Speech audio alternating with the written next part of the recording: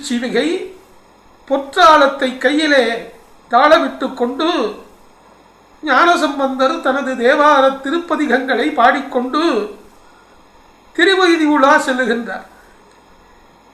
திடீரென்று அவருக்கு அப்பரின் ஞாபகம் வந்தது. சுற்றிலும் முற்றிலும் பார்த்தார், அப்பரை காணவில்லை. உடனே அப்பரே எங்குற்றீர் என வினவ, சேக்கிழார் வார்த்தை, அப்பரே எங்குற்றீர் என வினவ அடியேன் இங்குற்றேன் என்கிற ஒரு பதில் வந்தது. பார்த்தா கீழே பல்லக்கு சுமப்பவர்களிலே ஒருவராக நாவுக்கரசர் இருக்கின்றார்.